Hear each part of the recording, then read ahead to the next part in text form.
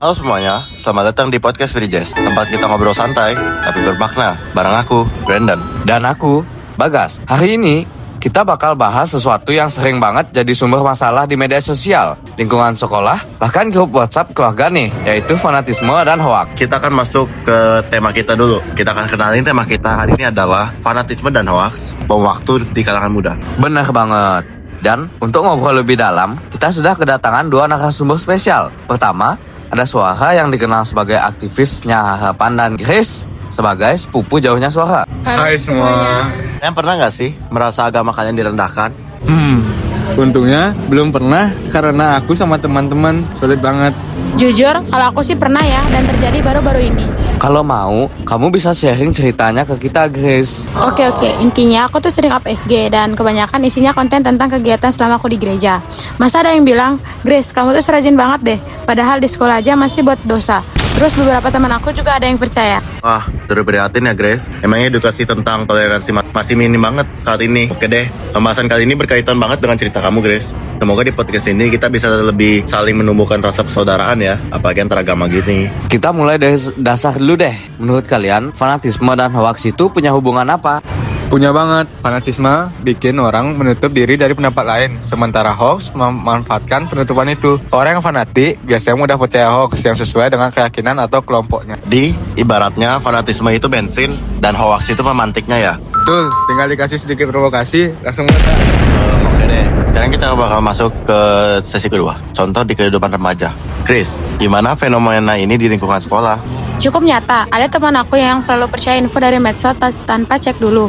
Misalnya isu agama atau identitas, karena merasa kelompoknya paling benar. Akhirnya gampang marah ketika ada yang berbeda pendapat. Dan biasanya langsung digosipin tanpa mikir panjang. Iya, padahal kalau diperiksa banyak banget yang nggak akurat. Kita ke sesi ketiga ya. Kalau soal bahayanya, mungkin Suara bisa jelasin ini secara singkat. Jadi, fanatisme dan hoax bisa memicu yang pertama tuh perpecahan antar teman, bahkan dalam hal kecil. Yang kedua, bullying atau pengucilan karena merasa diri paling benar. Yang tiga, yaitu dan paling parah, hilangnya kemampuan berpikir kritis. Itu yang bikin disebut bom waktu ya? Ya, diam-diam membesar lalu meledak ketika ada isu sensitif. Sangat penjelasan kamu. Nanti kita akan masuk ke sesi keempat, yaitu tentang pro dan kontra. Apakah fanatisme selalu buruk? Nah, ada yang bilang fanatisme itu nggak selalu buruk. Apakah benar? Menurutku yang boleh itu komitmen, bukan fanatisme. Kita boleh punya prinsip yang kuat, tapi jangan menutup pintu dialog. Aku setuju kalau mendukung kelompok sendiri, tapi tetap menghargai yang lain. Itu justru moderasi. Tapi kalau sampai musuh yang berbeda, itu yang berbahaya.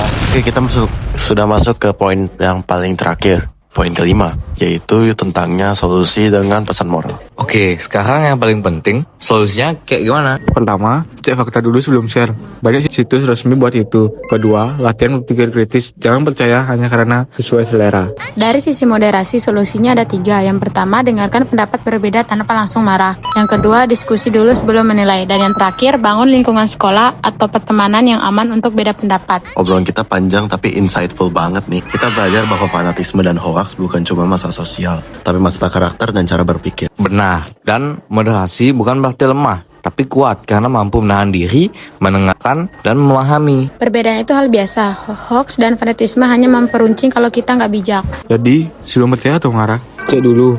Jangan jadi bagian dari bom waktu itu. Terima kasih untuk Suara dan Grace yang sudah hadir. Tidak lupa juga untuk kami sampaikan kepada kalian semua yang sudah mendengar. Terima kasih untuk kalian semua untuk mendengar Podcast Bridges. Sampai ketemu di episode berikutnya bersama Podcast Bridges, Bridging Minds, Building Understanding.